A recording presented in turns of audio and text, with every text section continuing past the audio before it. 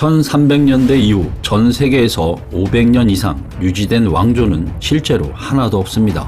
신성 로마 제국이 1200년, 오스만 투르크가 600년 유지됐지만 이는 제국이지 왕조가 아닙니다. 전 세계에서 단일한 집권체가 518년째 간 것은 조선 이외에는 없습니다. 그럼 1300년대 이전으로 가보면 고려가 500년, 신라가 1000년, 고구려가 700년 유지됐습니다. 그리고 백제가 700년 유지됐습니다. 다른 나라는 500년간 유지된 왕조가 러시아의 이름 모를 왕조 하나, 동남아시아에 하나가 있습니다. 우린 한 왕조가 세워지면 500년, 700년, 1000년을 갖습니다. 이렇게 오랜 왕조가 유지되려면 두 가지 조건 중 하나가 성립되어야 합니다. 우리 선조 모두가 바보이거나 바보가 아니거나, 멍청해서 지배자에게 모두 굴종했거나, 아니면 인권의식, 국가 주인의식이 있었기 때문입니다. 만일 저항하는 성향이었다면 최소한의 정치적 합리성, 최소한의 경제적 합리성, 최소한의 조세법 문화의 합리성이 있었다는 것입니다.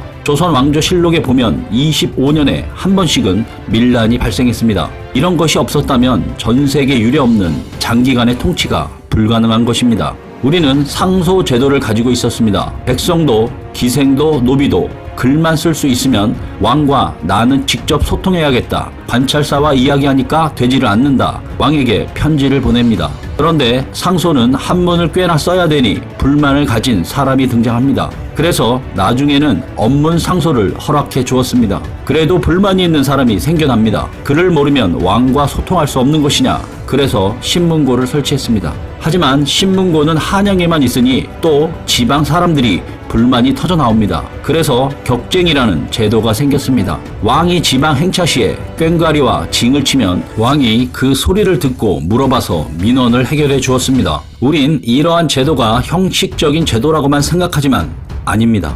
정조 때 24년 동안 상소, 신문고, 격쟁을 해결한 수가 5,000건입니다.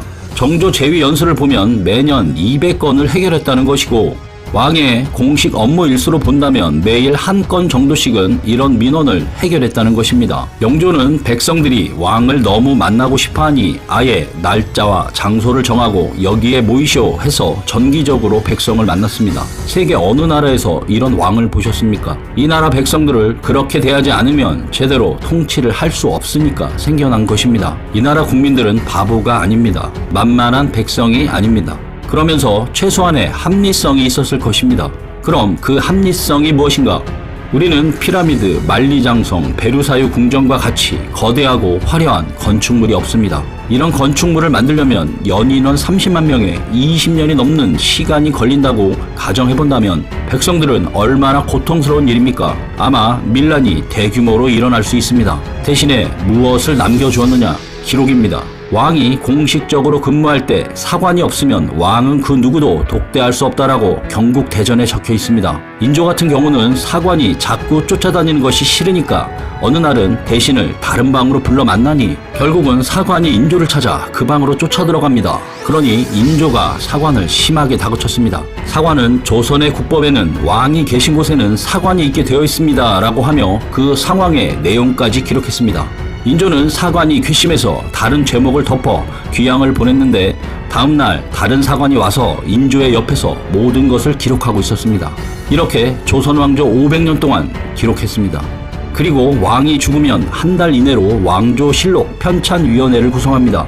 사관도 잘못 기록할 수 있으니 왕과 만난 관리들을 불러 이런 말 한 사실이 있어, 행동이 있어 대조를 합니다. 그렇게 해서 출판을 합니다. 총 4부.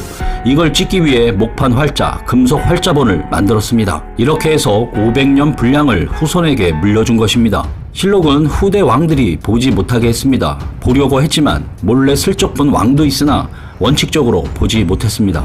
그럼 이 기록을 왜 남겼겠습니까? 바로 지금 우리가 볼 수 있게 하려고 만든 것입니다. 아마 이 땅은 영원할 것이고 우리의 핏줄을 받은 우리 민족이 이 땅에서 영원히 살아갈 것이니 우리 후손들이여, 우리는 이렇게 살았으니 우리가 살았던 문화, 제도, 양식을 잘 참고해서 우리보다 더 아름답고 멋지고 강한 나라를 만들어라 해서 아니겠습니까?